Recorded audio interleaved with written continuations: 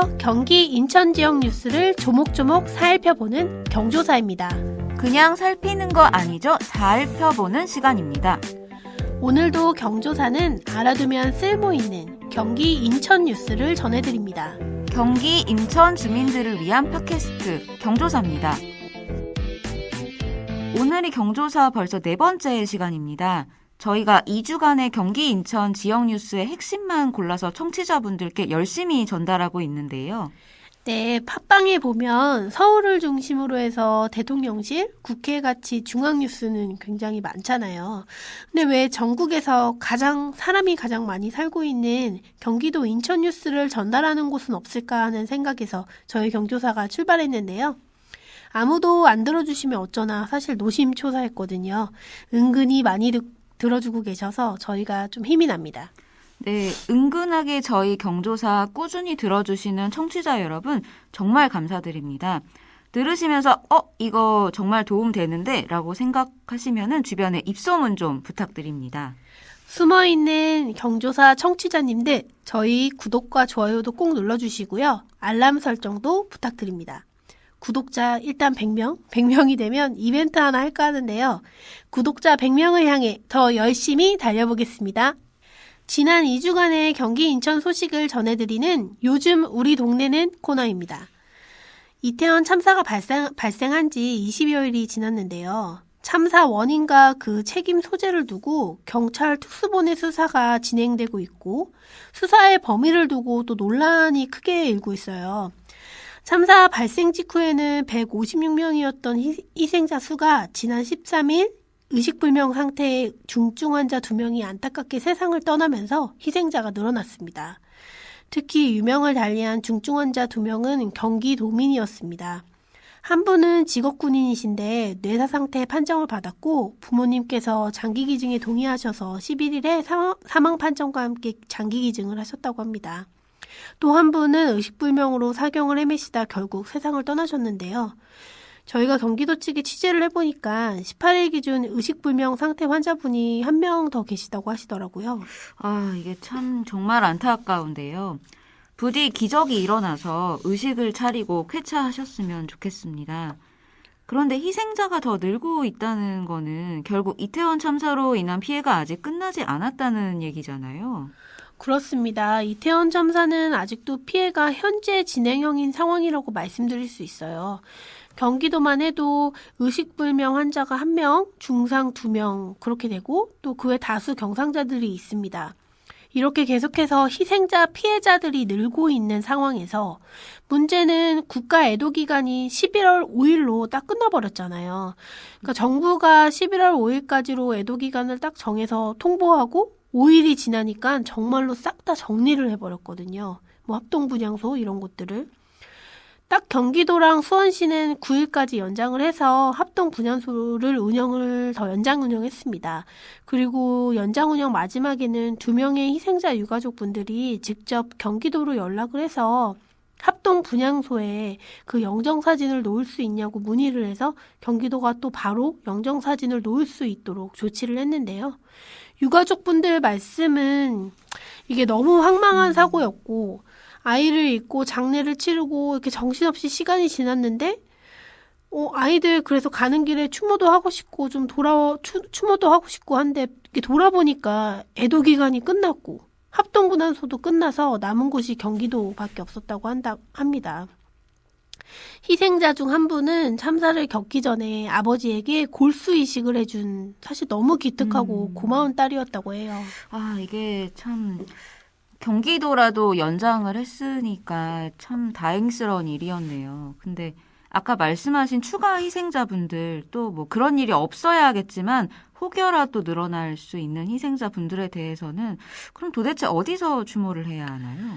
그 부분에서 정부가 일방적으로 애도 기간을 정하고 그 기간 이후에는 합동 분향소를 운영하는 데에 대해서 선을 좀 너무 그어버렸거든요. 그래서 추모 자체를 막는 거 아니냐라는 비판이 온라인상에서 좀 거센데요.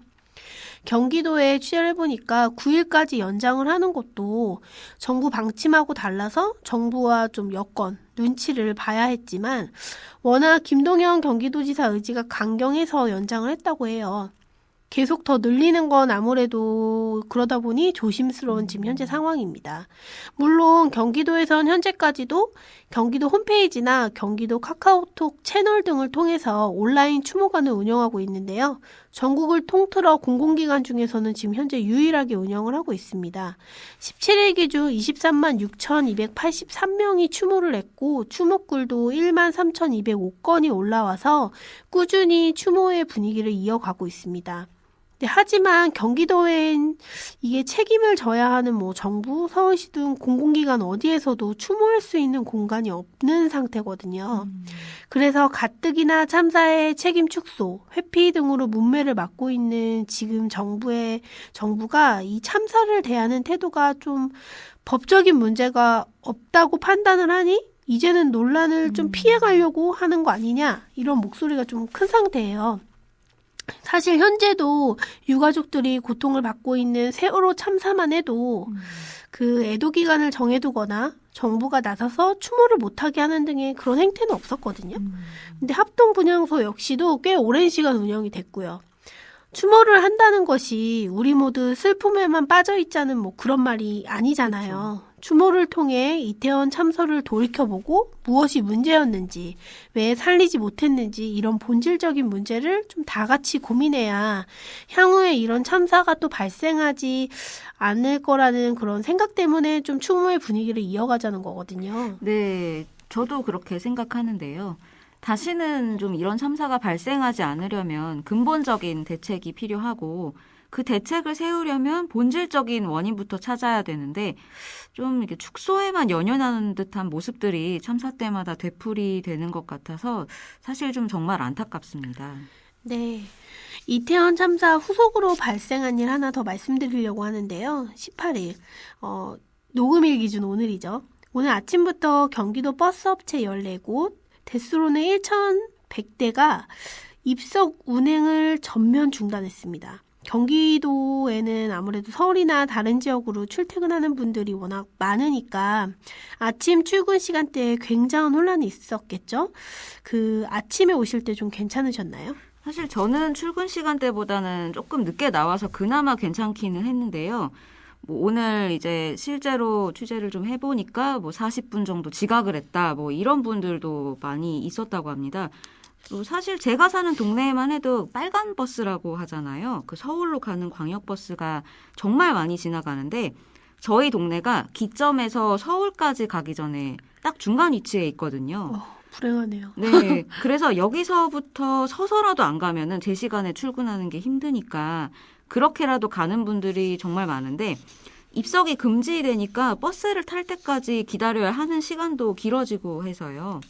정부하고 경기도에서 버스를 좀 일부 투입하는 식으로 대책을 좀 마련은 했는데 정말 혼란스러웠습니다. 네, 이게 사실 입석 문제가 하루 이틀 문제는 아니었어요. 전에도 안전 문제 때문에 입석이 금지됐다가 이게 워낙 답이 없으니까 결국 흐지부지 됐었잖아요. 이번에 입석을 금지한 배경은 어떤 걸까요? 이태원 참사가 원인이 됐습니다. 사실은 뭐 만원 전철, 뭐 콩나물 시루 전철 이런 표현이 있을 만큼 버스나 전철 같은 대중교통은 늘 사람이 많고 발 디딜 틈이 없다는 게 일반적인 인식이었는데요. 그래서 불편하고 또 간혹 위험하다고 느끼는 순간이 생겨도 원래 그런 거라고 인식을 해왔습니다. 그런데 참사 이후에 우리가 일상에서 마주하는 그런 공간들이 굉장히 위험할 수 있겠구나라고 새삼 인식하게 됐는데요. 그래서 경기도 버스 업체들이 이태원 참사의 후속 조치로 시행한 게 광역버스 입석 금지입니다. 입석으로 발생하는 버스 공간의 과밀 문제를 해소해서 안전성을 확보하겠다는 취지인데요. 문제는 그러면 시민들이 겪는 불편은 어떻게 할 거냐는 겁니다. 버스를 그 시간대에 타야 하는 사람은 많은데 근본적으로는 뭐 차량도 그렇지만 버스 기사가 부족한 게 원인이어서요. 아직 여기에 대해서는 대책이 뾰족하게 나오진 않은 상황입니다. 전에도 입석금지 문제가 계속 논란이 됐었던 걸로 기억하는데 이게 그때마다 잘 안 됐던 모양이에요? 네, 사실 말씀하신 대로 버스 입석 문제는 대형 안전사고가 발생할 때마다 꾸준히 논란이 됐었습니다. 아예 뭐 입석이 안 되는 M버스가 도입되기도 했고요. 세월호 참사가 있었던 2014년에도 입석 운행이 중단됐는데 정작 현장에서는 잘 안 지켜졌었습니다. 2014년에 2층 버스가 도입된 것도 이런 논란에서 비롯된 거고요. 아까도 말씀드렸지만 결국 근본적 원인이 계속 해소되지 않으면서 입석금지 논란이 십수년간 이어지고 있습니다. 이번에는 과연 입석금지가 실현이 될지 아니면 어쩔 수 없이 또 흐지부지 돼버릴지 한번 지켜봐야 할 것 같습니다. 네, 대중교통의 혼잡 문제를 말씀하시니까 이어서 말씀을 드려볼 건데요. 탑승하는 사람이 많기로 가장 유명한 전철 어딘지 아시죠? 네, 잘 알고 있습니다. 김포 골드라인이죠. 그렇죠. 개통하자마자 김포 골드라인이 아니라 김포 골병라인이다 이런 말이 나올 정도로 굉장히 악명이 높은 노선인데요. 이 노선이 김포 한강 신도시와 서울을 잇는 노선인데 여기 김포 골드라인은 차량이 2량밖에 안 되거든요.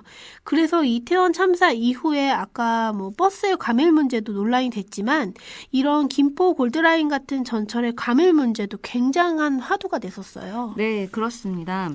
그래서 이번에 정부가 지하철 5호선을 김포로 연장하기로 했는데요.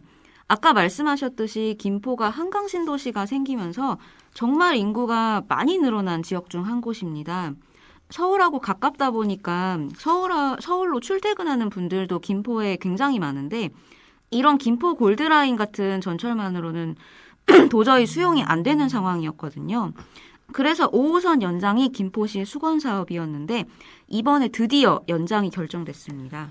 김포 시민분들한테는 굉장한 희소식일 것 같은데 말씀하셨듯이 이게 지역에선 굉장히 오랫동안 영원해 오던 일이었잖아요. 지금에서야 추진된 배경이 있을까요?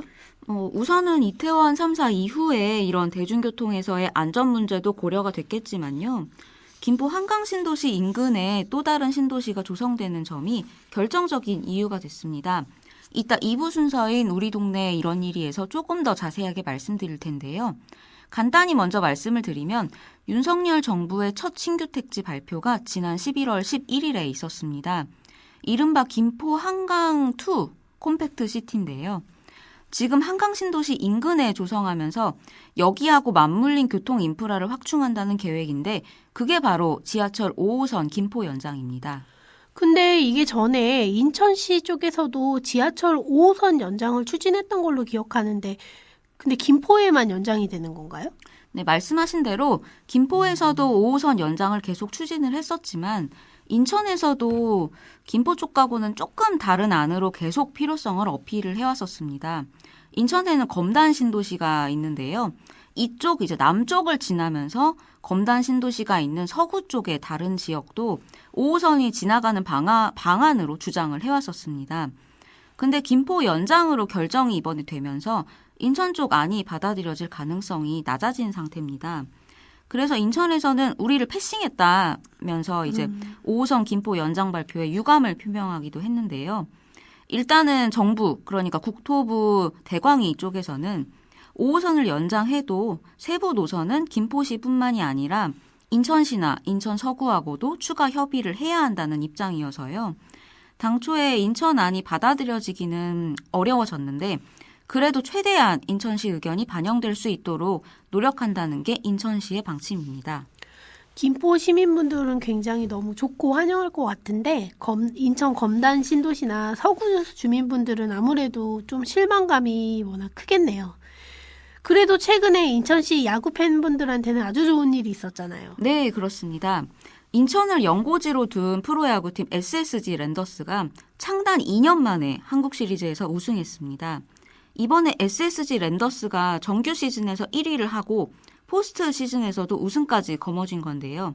이게 굉장한 기록인 게 KBO 리그에서 이번 SSG처럼 개막전부터 시즌 마지막까지 쭉 1위를 한 경우가 이번이 처음이라고 합니다. 대단하네요. 네, 미국 메이저리그 역사가 130년 정도인데 여기서도 5차례에 불과할 정도로 대기록이라고 하는데요. 한국 시리즈에서 우승했을 때 그 SSG 랜더스 구단주죠. 정용진 신세계그룹 부회장이 워낙 기뻐하는 모습이 그렇죠. 화제가 되기도 했고 인스타에서 행가를 받는 장면을 사진으로 올려놓고 이거 또 하고 싶어서 우승해야 되겠다고 했던 것도 생각이 나는데요. 신세계에서 이번에 SSG 우승으로 특별 세일을 한다는 이야기가 있습니다. 네, 무려 신세계 계열사 19곳이 참여하는 대규모 이벤트입니다. 주요 인기 품목들을 1+1 행사를 하거나 최대 70% 할인 행사를 하는 파격 세일이라고 합니다. 빨리 달려가야 되겠네요. 네, 그렇죠. 지난 2021년에는 수원을 연고지로 둔 KT 위즈가 우승을 했었는데 올해는 인천이 연고지인 SSG가 우승을 했네요. 경기 인천의 연달아 경사가 난 건데 저희 경조사에서 이런 지역 스포츠 소식도 틈틈이 전해드리도록 하겠습니다.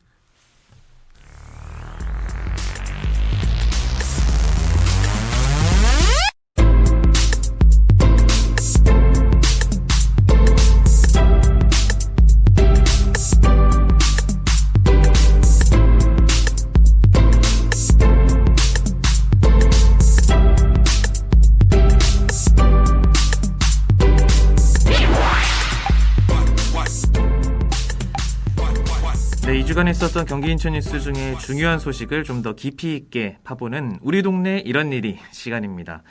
최근 2주 동안 가장 굵직한 이슈가 많았던 분야이기도 한데요. 오늘은 경기 인천의 부동산 얘기를 좀 해볼까 합니다. 가장 이슈가 됐던 게 우선 경기도는 단 4곳만을 빼고 전부, 그리고 인천시는 모든 지역이 다 부동산 규제 지역에서 해제가 됐죠. 네, 지난 11월 10일이었습니다. 네. 정부가 제3차 부동산 관계장관 회의를 열어서 이렇게 결정을 했는데요. 우선 부동산 규제 지역은 크게 투기과열지구, 네. 그리고 조정 대상 지역으로 나뉩니다. 적용되는 규제가 투기과열지구는 좀 더 많고 조정 대상 지역은 뭐 조금 적고 그런 차이가 있기는 한데요. 네네.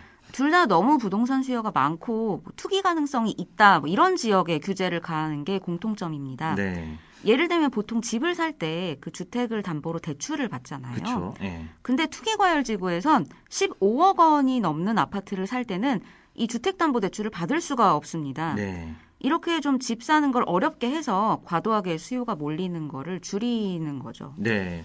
그러면 그동안 이런 규제가 강하게 있었다는 건데 이번에는 그런 규제 지역이 사실상 다 풀렸다는 거죠. 그렇죠. 근데 왜 그런 거죠? 그 전에는 먼저 경기도랑 인천시에 이런 투기 과열지구나 이 조정 대상 지역이 많았었던 거잖아요. 그렇죠. 네. 이번에 이렇게 해제하기 전에는 사실 경기도나 인천시는 정말 많은 지역이 이런 투기과열지구나 조정대상 지역으로 분류돼 있었습니다. 네. 예를 들면 경기도 같은 경우에는 한때는 저기 어촌 지역이죠. 대부도까지 투기과열지구로 지정이 네. 됐을 정도였어서요. 네. 불과 몇 달 전까지만 해도 가평이나 뭐 포천같이 외곽 지역이 아니면은 거의 다 투기과열지구나 조정대상 지역이었습니다. 네, 그렇죠. 근데 우선 9월에 경기도에서는 안성, 평택, 양주, 파주, 동두천시가 조정 대상 지역에서 해제가 됐고요. 네.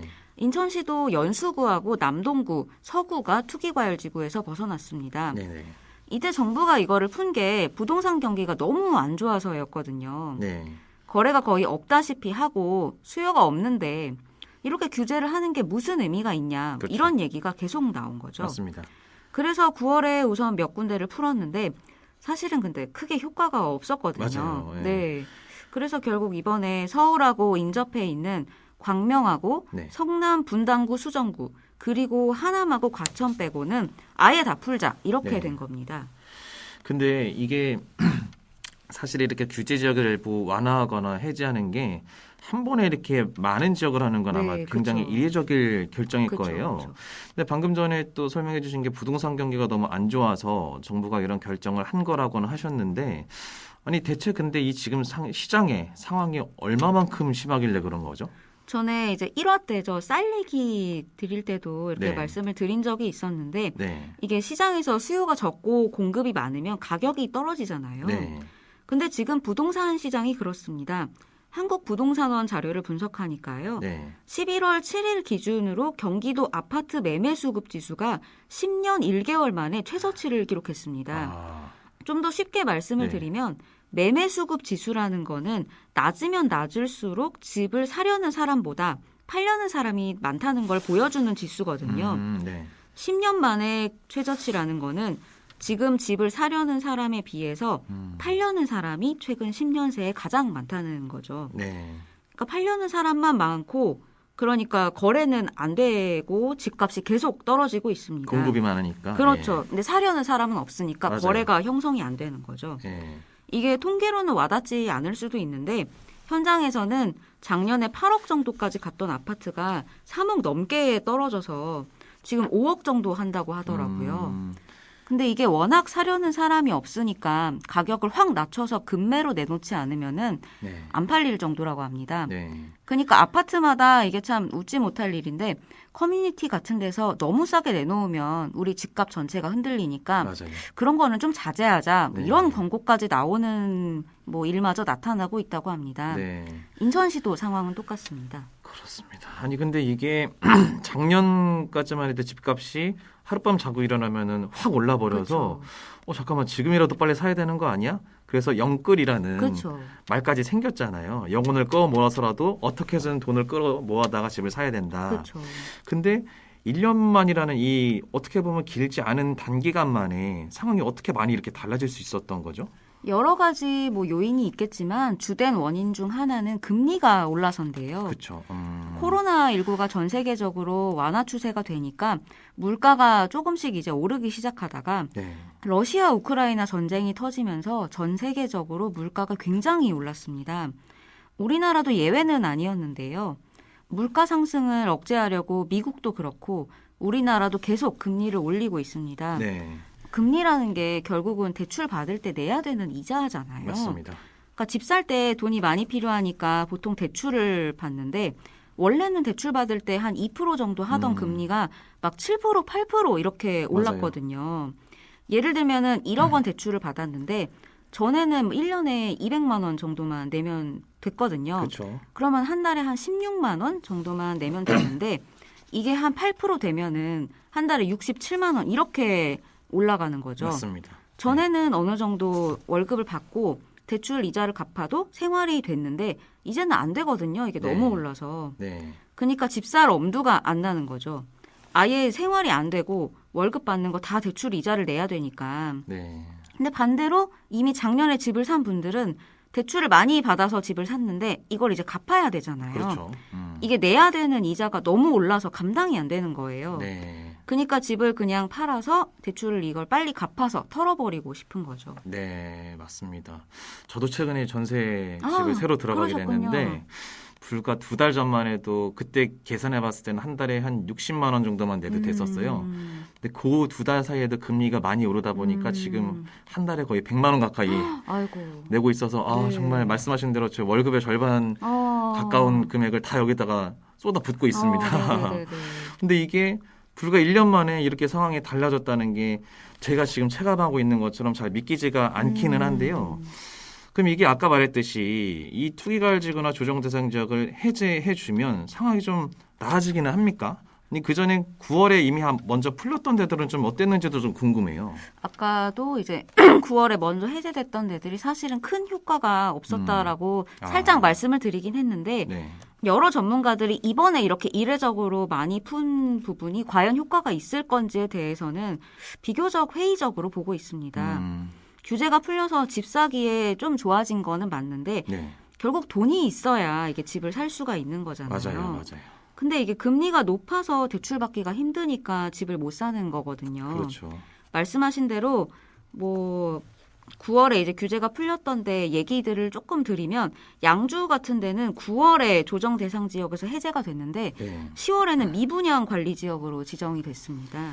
그러니까 아무리 규제를 풀어도 이제 금리가 높아지는 걸 막을 수는 없으니까 그렇죠. 그 상황이 확 뒤집히긴 어렵다는 얘기잖아요. 네, 맞습니다. 그러면은 전에는 상황이 이러하기 전에는 청약 경쟁이 너무 치열해서 막 못 넣을 정도고 뉴스 기사도 대부분 이제 제목이 몇 대 몇이다. 그렇죠. 이렇게 나왔는데 지금은 미분양이라는 얘기가 이제 나오려고 하는 그런 상황인데 어느 정도인 건가요?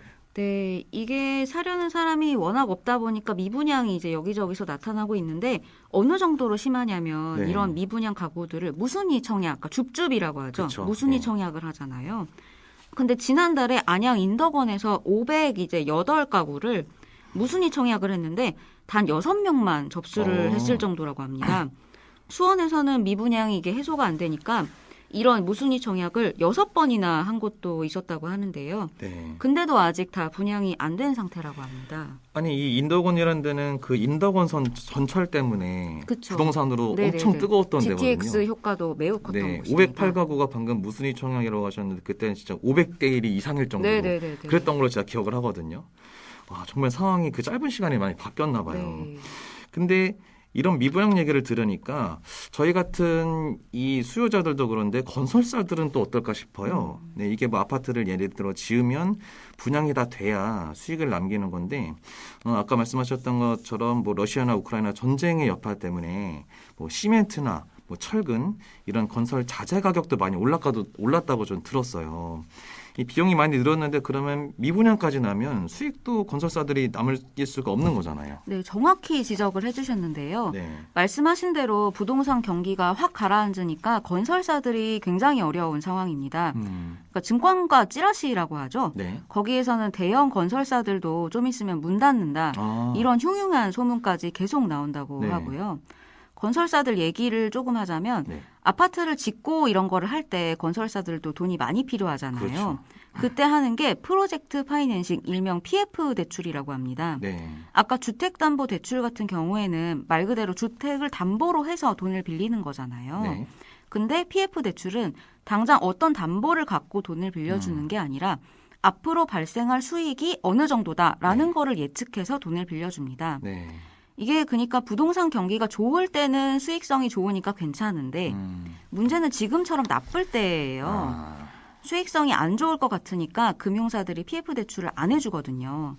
건설사들이 보통 들어가는 돈의 30% 정도를 PF 대출로 조달을 한다고 하는데 네. 지금 이 대출이 다 막혔다고 합니다. 아, 그래서 건설사들이 지금 자재 가격도 오르고 근데 지으면 미분양 날 것 같고 그렇죠. 또 PF 대출도 안 되고 하니까 사업 수주를 아예 안 하려고 하거나 아니면 공사하는 거를 미루고 있다고 합니다. 아예 지금 경기가 얼어붙은 거죠.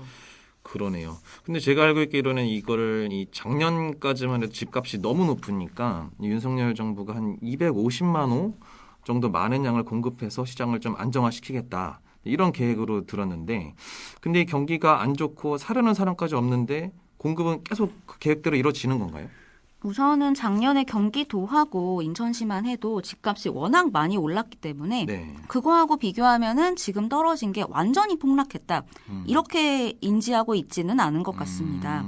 지난 11월 11일에 원희룡 국토부 장관도 단기간에 가격 낙폭이 가팔라서 대책이 필요하다고 언급을 하기는 했었지만 네. 어쨌든 공급이 지속적으로 필요하다는 기조에는 변함이 없는 모습입니다.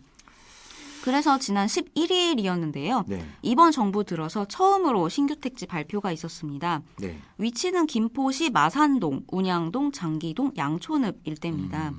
여기가 지금 한강신도시 가운데에 있는 곳인데요. 네. 네. 그래서 이름이 김포 한강2 콤팩트 시티입니다. 네. 규모는 731만 제곱미터 정도 되고요. 네. 4만 6천 가구 정도입니다. 이거를 조성하면서 지하철 5호선을 김포까지 연장한다는 구상이어서요. 네. 김포시에선 환영한다는 입장입니다. 그렇군요. 이게 사실 사람이 살면서 꼭 필요한 3대 요소가 저희가 의식주라고 할 정도로 그 중에 하나인 주가 이제 집이잖아요. 그렇죠. 그만큼 중요한 건데 우리나라는 특히 이 부동산이 갖는 의미나 재산에서 차지하는 비중이 정말 크잖아요. 근데 아무래도 여러 상황을 두고 더 민감하게 사람들이 반응할 수밖에 없는 것 같습니다. 근데 우리 경기도민이나 인천 시민분들도 그러시겠지만 경기도청이나 인천시청에서도 이 부동산 경기 때문에 재정에 영향이 있다면서요? 네, 그렇습니다. 이번에 특히 경기도청 같은 경우에는 내년 본 예산을 13년 만에 처음으로 올해보다 줄여서 편성을 했는데요. 사실 경기도청만큼 부동산 경기에 예민한 곳도 없습니다. 왜냐하면 경기도가 도민들을 위해서 복지를 한다든지 뭔가를 설치한다든지 아무튼 여러 사업들을 할 때 세금을 걷어서 그 그렇죠. 돈으로 하잖아요. 그렇죠. 근데 이 세금 수입 중에 절반 이상이 부동산 취득세입니다. 취득세라는 거는 부동산을 취득할 때 내는 건데 아까도 말씀드렸지만 지금 집을 사려는 사람이 없으니까 취득이 안 이루어지거든요. 네. 내년에 부동산 경기가 갑자기 좋아질 걸로 보이지는 않아서요. 그렇죠. 그래서 취득세가 크게 줄어들 걸로 전망된다고 합니다. 경기도 예산이 올해보다 줄어드니까 아무래도 경기도민들을 위한 여러 사업에도 차질이 있을 수밖에 없을 것 같습니다. 네, 제가 알기로도 이제 지자체들의 예산을 원래는 조금씩 올리거든요. 분예산 네네, 전체를. 그쵸. 근데 이렇게 줄인다는 거는 뭔가 신호가 있다는 거잖아요. 그쵸, 네, 네. 그래서 뭔가 우려가 되기도 하네요. 이렇게 부동산 경기가 호황일 때도 그런데 불황일 때도 굉장히 복잡하게 진짜 정말 여러 가지 다양한 일들이 일어나는 것 같습니다. 아마 많은 저희 청취자분들께서 이 부동산 문제에 관심이 참 많으실 것 같은데요. 앞으로도 계속 저희가 경기도 인천시의 부동산 얘기도 정말 틈틈이 전해드리도록 하겠습니다. 고생하셨습니다. 네, 감사합니다. 네.